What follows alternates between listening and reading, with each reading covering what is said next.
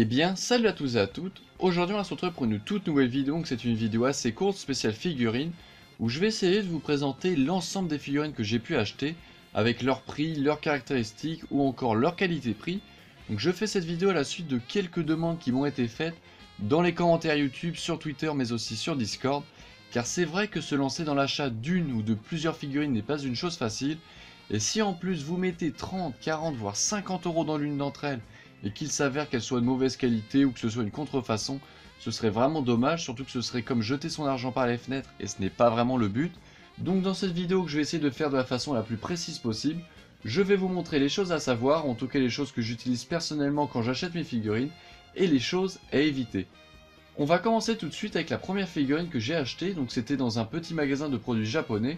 Vous savez, c'est un peu le genre de magasin où quand vous rentrez, il n'y a de la place que pour une seule personne, tellement le magasin est petit, mais vraiment, au niveau des articles, il est très condensé.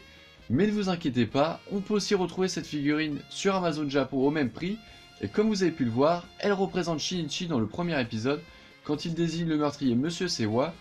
Elle est comme toutes les autres en PVC et a été fabriquée par Sega. Et en parlant du premier épisode, j'ai aussi la figurine de Conan quand il est retrouvé par les policiers à Tropical Land. Celle-ci possède un socle beaucoup plus grand que les autres avec écrit dessus Détective Conan, au moins on est sûr de ne pas se tromper à l'achat.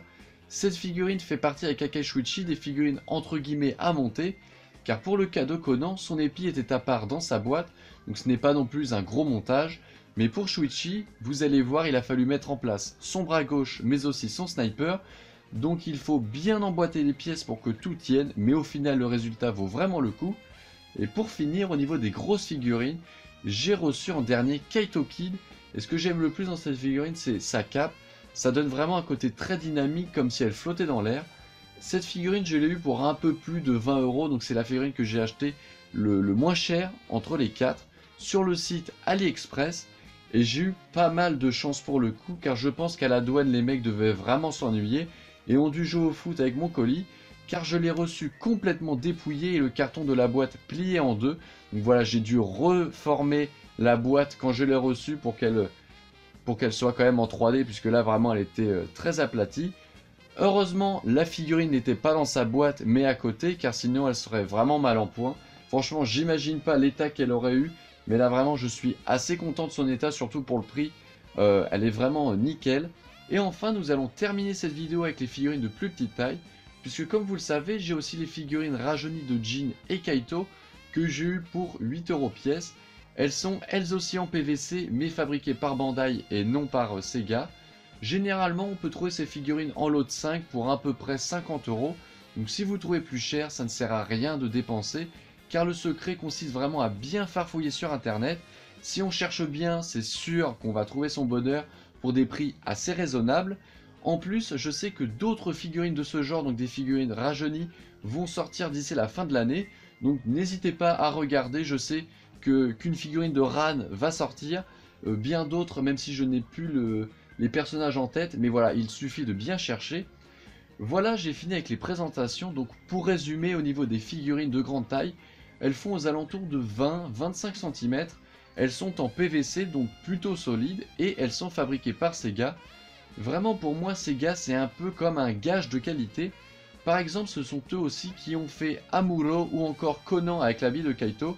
Donc vous voyez qu'ils font vraiment de très belles choses. Pour ma part, j'ai trouvé ces figurines pour environ 30 €, donc je sais que sur internet on peut trouver certaines pour beaucoup moins cher, comme sur AliExpress. Donc voilà, il y a énormément de sites sur internet où les produits sont à prix cassé. Donc je sais que il y avait Kaito qui était affiché à certains endroits entre 8 et 10 €. Mais là, il faut vraiment faire attention car c'est généralement de la contrefaçon et là, vous risquez vraiment d'être déçu. Enfin, pour les figurines rajeunies, elles sont fabriquées par Bandai et si vous les trouvez à plus de 15 € l'unité, je pense qu'il faut vraiment aller voir ailleurs. Le tout est de bien chercher, comme j'ai pu vous le dire, sur internet, sur Amazon Japon, Amazon France ou encore sur eBay. Vous pouvez, avec de la chance, tomber sur une très bonne affaire. Des fois, les personnes profitent que la figurine soit rare pour les vendre hors de prix. Mais pour le cas des figurines assez courantes comme celles que je viens de vous montrer, on peut les trouver facilement pour le prix que j'ai payé, donc c'est-à-dire entre 20, 30, voire grand maximum 40 € avec les frais de port inclus. Donc voilà, sur ces explications, ça va être la fin de cette vidéo. J'espère que vous l'aurez aimé. N'hésitez pas à mettre un petit pouce bleu et à vous abonner. Et sur ce, peace.